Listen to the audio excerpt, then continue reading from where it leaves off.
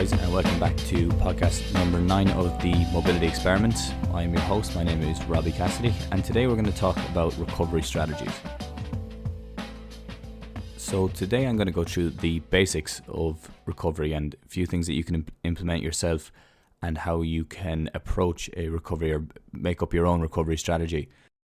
I'm not going to go into huge detail on each of the topics because I'll go into further detail on them as I go through more podcasts, and I'll get guests on who speak more about them in more detail. But today I'm just going to discuss the main outline of a program or what you should include in your recovery protocol. Now, before I jump into that, I want to talk a small bit about the program that I have coming out in the next week. So my program is going to be called Holistic Mobility, and it's going to go through a few different aspects of mobility. Now, the program itself is structured so that you have a breathing routine to start, and then you go into your mobility exercises. It takes around about 20 to 30 minutes, and surely once you get used to the actual exercises themselves, you can shorten that up and change it and adapt it to suit yourself. But the goal of the program is to help people build their own mobility routine to free up your body, just to make you more mobile, from giving you different movement exercises, and it'll also play into the recovery methods of what I'm talking about here today. So it'll give you a better understanding of your body and how it works, and it will also help alleviate pain and reduce tightness and get you feeling your best again. So that's Holistic Mobility. It's going to be out during the week, so keep an eye on Instagram and LinkedIn and TikTok as well. I will put it out on those. They're going to be my main ones. So that's the Mobility Tutor on Instagram and the Mobility Tutor on TikTok, and then on LinkedIn you can find me at Robbie Cassidy. So to dive right into the podcast today, I'm going to talk about recovery and different strategies you can use to help get your body back to its best as quick as possible. Now, recovery is important after a heavy training session or any training session, whether it be in the gym, on the field, if you're a runner, or if you are involved in a water sport. It's going to be important for any type of exercise. Now, it does get more important the higher intensity or the more severe the exercise, but it is important at all aspects as well, and it is actually important throughout life as well. So it should be, and I saw a great quote, you should be periodizing your work the same as you would periodize your training. And periodization always involves some form of recovery in it to give your body a chance to adapt and get back to its best. The first one I'm going to talk about today is going to be sleep.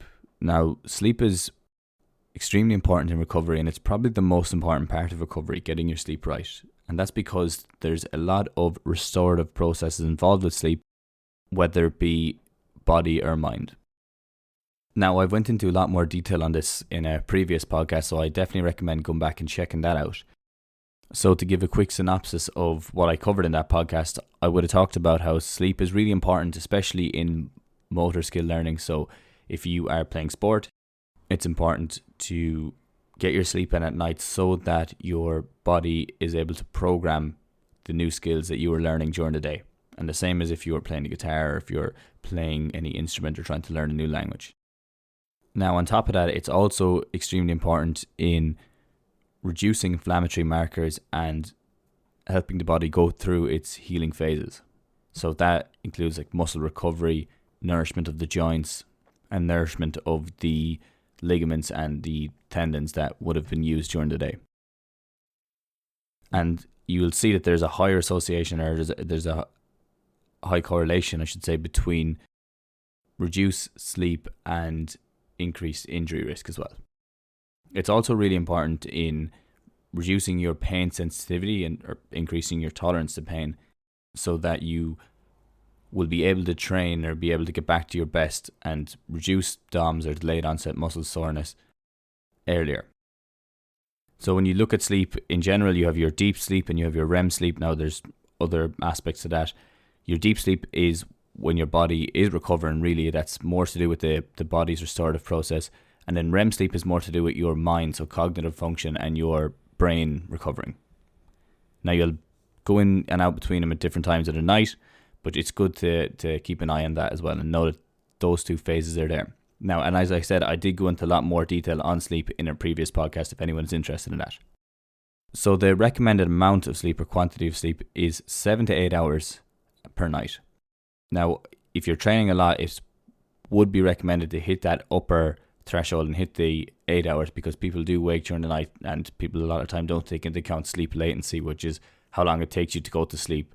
So a lot of the time it can take people 15 to 20 minutes to go to sleep. So if you're on that borderline 7 hour mark, really you're only getting 6 hours and 30 minutes or 6 hours and 40 minutes.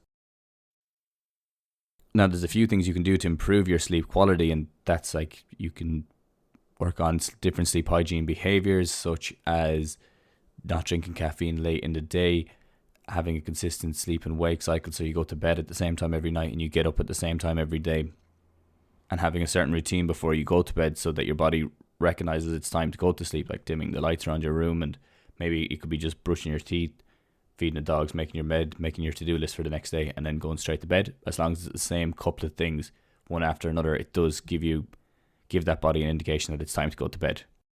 Another important factor as well is actually getting outside and getting proper sunlight during the day, so your body circadian rhythm has a better idea of what time of the day it is, and that plays into actually dimming the lights at the end of the day as well, because if it knows what time of the day it is, it can regulate just the processes in your body. It can regulate them so that you will feel tired in the evening and awake in the morning or mid-morning. Because there's nothing worse than when it gets to 10 or 11 o'clock at night and you're trying to go to bed, but you have a lot of energy and you're awake. Now, I talked as well in a previous podcast on breathing, and definitely would recommend if you check that one out. In this one, I talked about using sleep tape. So sleep tape basically is a tape that you put over your mouth. It keeps your mouth closed at night, so you breathe in through your nose and you get more of a gas, nitric oxide, and you can filter out different toxins that are coming in and different bacteria that's trying to get in. It's really, really good antibacterial properties through breathing through your nose. And that sleep tape keeps your mouth closed, and it reduces the chance of getting sleep apnea or waking during the night. Because if your mouth is open, your jaw will fall to the back of your throat, and that will close off the airway, so you won't get as much air in as needed. So it's really important as well. Now that's only that's down the line, but as I said, check out that podcast on breathing if you want to hear a small bit more about that sleep tape. So that's the first one I was going to discuss. Now the second one I'm going to talk a small bit about is going to be hydration. Now hydration is really, really important, and you're trying to get that electrolyte balance back to normal in your body, but you're actually trying to get in enough water as well, so that you're giving yourself the best chance of recovery. Because it's the main pillars that are going to make the biggest difference, as opposed to getting all the small things like compression garments and hot cold therapies and all those. You need to get the main ones right first to give your body the best foundation to build and to recover. So when it comes to hydration, it's really simple. One thing that you could look at is getting 35 milliliters of water for every kg of body weight. Okay, so if you're 100 kg, you multiply that by 35, and then that's 3,500 milliliters, at 3.5 liters that you have to take in every single day. On top of that, then, if you're training, you have to weigh yourself. This is the idea behind it: is you weigh yourself before and after training, and then you replenish or replace the amount of weight loss. So if you lost 1 kilo during a session, then you have to replace that with 1.5 liters of water. So for every kilo lost, you replace it with 1.5 liters of water, because it's going to be water weight that you lose. Now there's other little techniques that you can do, like popping a bit of salt in that as well, just to improve the absorption of it.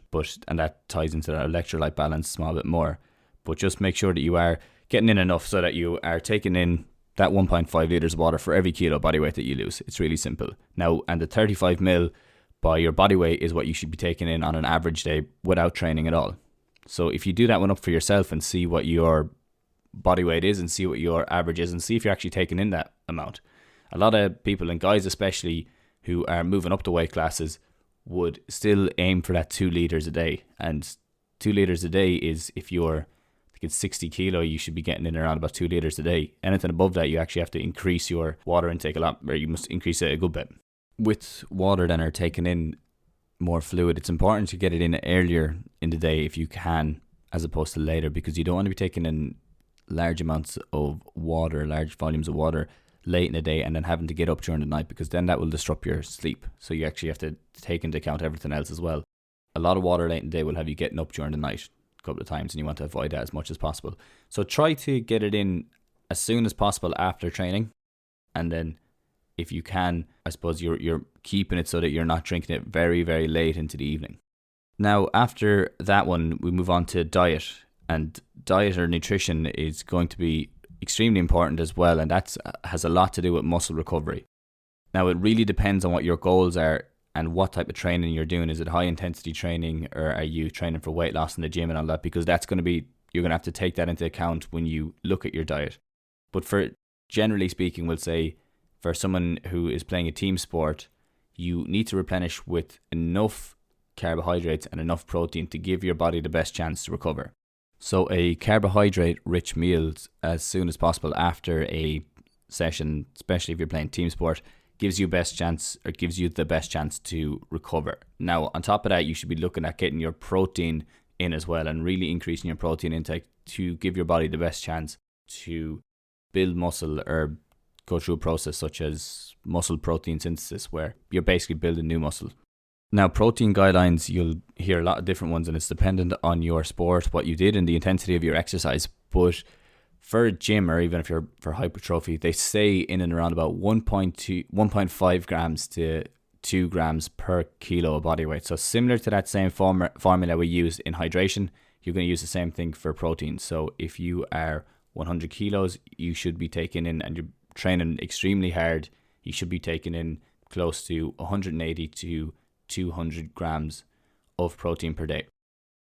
And that's a lot of protein when you actually break it down, because protein is really hard to eat a lot of it. So when you look at that, like an egg has in and around about 7 to 9 grams of protein per egg. Chicken breast has around about 12 to 18, I think exactly, obviously depending on the size, or 12 to 20. So that's a lot of food you have to get in throughout the day. So it's important for people that are training, and especially high performance athletes, would need to probably substitute that protein with some type of shake just to get in the amount that they need every day and to recover as best they can. Now, there is other research looking at taking it every 3 hours, getting in 20 grams of protein every 3 hours after a training session is supposed to be a good protocol, or a good way of following it, so to get the maximum amount of muscle protein synthesis. But if you're not hitting your protein targets in general, that doesn't make a difference. So you still need to hit the right amount of protein anyway on a day-to-day. And there's other things as well, like taking in different type of juice or antioxidants to reduce inflammation early on and give your body the best chance to start recovering. But I'm going to leave that for another podcast, because there is a lot more detail you can go into on that. Now, after that, you're looking towards active recovery. And an active recovery is basically any type of movement like walking, cycling, jogging, to improve the circulation in your body, but it's not intense enough to cause a massive stress response. Simple things that you can include in that would just be movement and mobility exercises as well, but it is important to get that heart rate up to a certain level so that the circulation does increase and your waste removal systems and your lymphatic systems and that work well to really clear out the areas that have been damaged, I guess. And that active recovery is excellent for promoting healing and reducing DOMS and reducing that muscle soreness that you get after a heavy training session. So on top of that, then you would actually be looking to reduce your sympathetic tone, and your sympathetic tone is your nervous system's tendency to move towards a fight or flight or stress state. So reducing that tone and putting you into what they call a parasympathetic tone actually turns down that fight or flight state and put you into a more recovery state. And active recovery can be really important for that. And there's a good few reasons for that. There's a few different reasons for that. It does promote healing, and it does promote the removal of metabolic waste products. But then the psychological idea of taking a break and getting away from what you're doing as well is really important. And I'll go into detail on that, a bit of detail on that just now in a couple of minutes. But it's important because of the fact that you are improving that circulation. You are promoting top-down control, which is your brain's control over your body, not your body's control over your brain. So it makes you more proactive as opposed to reactive. And when you go out for a jog or go out for a walk, you feel a lot fresher. So because of that circulation, because the joints have been nourished. And then when you come back and you spend a bit of time, some people enjoy foam rolling for recovery. I won't go into huge detail on it today because there is not a huge amount of research back in it, but if it's something that helps take down that sympathetic tone and helps you relax a bit more, then keep doing it, obviously. But then mobility and movement routines can be a lot more specific to an area, and you can work on joints and you can work on areas of the body that may be a bit got overworked a bit more, and they give you that chance then to bring more circulation and bring more nourishment to those joints in specifically. So you're going for your walk or your jog or your cycle, and then you're coming back and you're doing a bit of mobility, a bit of movement, just to get the body to really relax down and make the best of your recovery. Now, after active recovery, I'm just going to touch on load management really briefly. And load management is basically your training schedule and how many days a week you're training extremely heavy. Okay, and then how much recovery time you've actually planned out during that. So it does come back to that periodization. And now, if you're going to be training hard, like very, very hard, 3 to 4 nights a week, you need to be making sure that you're getting in at least 3 days of recovery during the week, because the body will be able to withstand that for a while, but after a while, and depending on your age, it's going to start to have its effect and it's going to catch up on you. Now, when we're looking at the stress management side of things, and you might think, what has stress management to do with my actual physical recovery? It has quite a bit to do with it. So if your body is in a stress state, the most important thing to the body is survival. So it may neglect other areas that need recovery or need recovering, while it's focused on the imminent danger or threat that's in front of it at the moment. Now, that could be anything from an actual you going out training hard and running hard, or it could be when you come back, psychological stress of having a big competition coming up, or having work due, or having projects due and stuff like that, where it's always consistent threat to the body. That, because threat is what causes stress a lot of the time. So it's actually getting away from that and helping that relax down.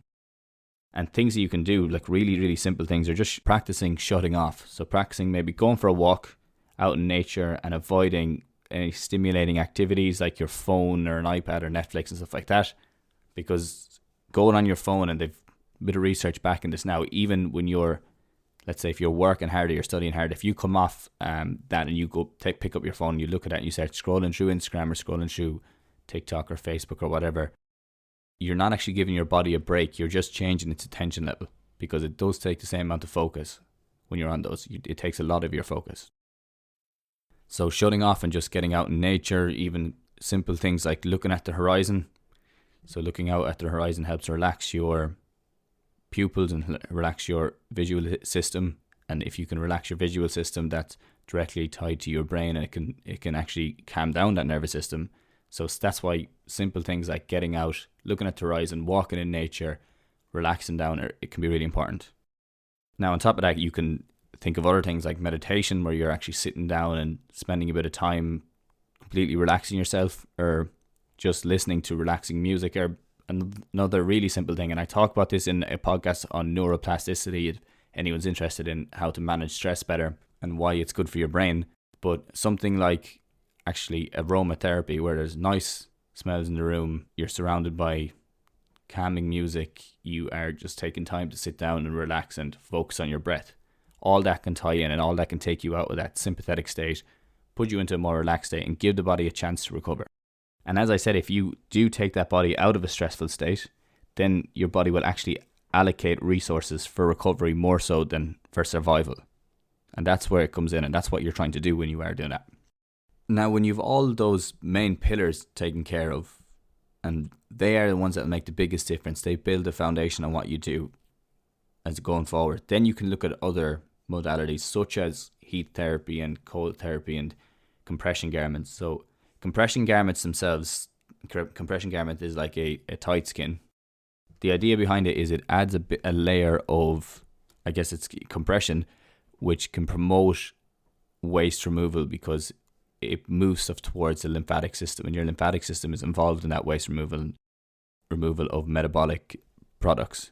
And the compression garment adds an outside or an exterior compressive force on the area around the muscle, and that can help it move better, because it does work like a pump. Like there's nearly, you could say, a physical pump in your ankle that when you do calf raises and stuff like that, that pumps the waste products from your lower limb up through your body again, up through your legs. And that's just from walking or doing calf raises or doing simple things like that. So the compression garments adds an extra bit of resistance to that so the pump can work more effectively. That's one of the ideas behind it. Now the research isn't conclusive on that, so it's hard to promote that, but there may be a benefit there. After that, then you look at other things that people use would be like cold therapy and heat therapy. Cold therapy could just be jumping into an ice bath. It could be going into the sea. It could just be taking a cold shower itself. But there's a bit of research on this, and there's research for and against it for different reasons. Now I'm going to go into a bit more detail on cryotherapy and the benefits it has for your body, because it has a lot of benefits for your body itself, but it might not be specifically for muscle recovery, but it has a lot of benefits for your body. So first off, we'll look at it in just a normal population, someone who's going to the gym every day or might be training twice a week hard. Now, if you're looking for hypertrophy gains, and hypertrophy is muscle gain, cold therapy might not be the best thing for you after a heavy lifting session. And one of the reasons is because it actually can reduce muscle protein synthesis after a hypertrophy workout. So if you're actually trying to build muscle, it can reduce your ability to build muscle in the short term, obviously. Now that's because you're working on a minimal effective dose a lot of the time when you're doing that, so that when you actually go to the gym and work out, it's not a max effort, RPE 9 out of 10, 10 out of 10 effort. It's a possible, let's say, RPE, which is rate perceived exertion. I know I threw that in there, but that's how you would rate a session at the end of the session, how heavy you felt it was. And a lot of the time it's not going on long enough. So your body is able to take care of that itself. So it doesn't actually need you to jump in an ice bath to help relax that immune response. Now, on the other hand, or on the other side of things, if you're like an elite athlete or you have an extremely intense session, or a couple of sessions that are prolonged, that are long sessions, then it can actually be very effective. And the reason is people that are borderline overtraining and these would be elite athletes a lot of the time, and especially endurance athletes, they're borderline overtraining, so that causes their body's immune response can be overactive as well, so that there's such a response after these sessions or these crazy sessions that they can cause muscle damage after the fact, with the amount of inflammatory markers that are around the area and the delayed response of the anti-inflammatory cytokines that come in. Now, in this instance, cold therapy can be very effective in actually reducing that or stopping that overactive response after a severe exercise. So it can stop that, and it can help them to improve or recover faster. It can turn on the recovery phase a lot faster, improve their healing. But that's because they've done serious effort. Now, and they've done this they looked at kayakers who had 2-day events. So on the first day, they had a 4-hour time trialer. So they were kayaking for 4 hours. You can imagine how tough that'd be, especially in competition. And then they found out to go out the next day and do the same thing again. Now, in this instance, the cold therapy was excellent because it gave them that chance to reduce the overactive immune response and help them recover slightly better. But if you're just a run-of-the-mill training hard on a Friday night, let's say on the pitch and that, if you're going then and using that cold therapy or going into the cold immersion tanks or an ice bath, then it might not be as effective as you would feel. But on top of that then, and coming back, because I'm going to be coming around again when I say this, and I said I'll go into a cryotherapy podcast in a while. On top of that, there is other benefits. So like there's a release of norepinephrine, which can improve skill acquisition. So your ability to pick up skills faster. So there could be another benefit to it as well. So we won't completely write it off either. But as I said, I'll go into that in a future podcast. Now, the other side of things would be heat therapy. And with heat therapy, you're looking at increasing the core body temperature. And you can do it before or after. But when you do, and this can be through hot baths, but it has to be an extremely hot bath. So a sauna is probably the most effective way. And if you jump into the sauna after, the stress from the sauna or from your body heating up, your core temperature heating up, releases these heat shock proteins in your body. And I'm only going to give you a very basic detail of what it is and a basic explanation of it. And if these heat shock proteins are released, basically your blood glucose moves into the muscle more. So it reduces your blood glucose, and the glucose in your muscle increases so that your muscle recovers faster because there's more glucose or glycogen in the muscle. Now, on top of that, it can also increase human growth hormone, or HGH. They tested that in cyclists who are in a sauna for some crazy time, up to an hour. But if you can spend up to 30 minutes in a sauna, and I'm going to do another podcast on saunas down the line, you can actually increase that as well. But I'm only talking about those other modalities very briefly, because I don't want to go into a huge amount of detail on them right now, because I could go for another hour on this podcast if we were doing that. So that's a brief explanation of what they were, what they're about. So that's all I'm going to discuss today, guys. I don't want to go into a massive amount of more detail, because this podcast definitely could be drawn out a bit more if I really wanted to, but we'll try keep it short today, so it gives you a brief overview of what you should be looking at when you are planning a recovery session, or when you're planning your recovery protocols for a team or for yourself or whoever. It's important you've taken a lot of factors into account. Now, the factors are, obviously you have to take in age, you have to take in intensity of the training and the amount of trainings they've trained at, whether very high intensity or low intensity. And then you're also taking into account when competition is, what are the most effective things for that person. On that last point, it is so important to look at that as well, and the individual differences in recovery, and how different people will react better or respond better to different recovery modalities. So it's really important to try out a few different ones and see which one you feel works for yourself, because you have to remember that this research is done on averages, and in the averages there is a certain amount of the control group as well that will usually improve in something, and there's a certain amount of the intervention group that will not improve. So you have to look at it in an N of 1 style approach as well. An N of 1 is just one person, individual, how you react to certain things depending on how your life has been before that point, and what you feel or what your beliefs are as well will make a huge difference on that. And just another little plug there, just when I'm talking about beliefs and that, if you're interested in how beliefs affect your body, then go to my last podcast, which is Mobility Notes, and I discussed that a small bit more, how that can affect it and how that can affect the rehab process as well. But today, what I just discussed in brief detail was sleep, and I have a podcast on sleep if anyone wants to go back to that and get a lot more detail on it and all the benefits of sleep and how you can optimize your sleep. I talked about hydration and taking in at 35 ml for every kilo of body weight. So if you are 100 kilo, you're taking in 3.5 liters, and then you're supplementing every kg of body weight you lose in a training session with 1.5 liters of water as well. After that, I talked about nutrition, taking in the right amount of protein and increasing your carb intake. After, we discussed active recovery, what you should do, what things you should include in terms of mobility and movement, how you should shut off, and that tied into the psychological and stress management. And with that, it's really shutting off and giving your body a chance to relax down so the recovery processes can take over. Then after that, I talked on other modalities such as heat and cold and compression, and how they may fit in and what the research may be saying, but I'm going to go into a lot more detail on those in future podcasts.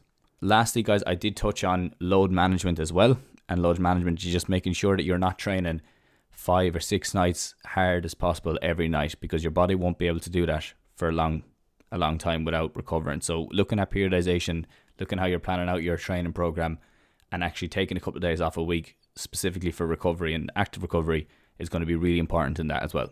But that's everything from me today, guys. I just wanted to talk over briefly about the different recovery strategies you could use.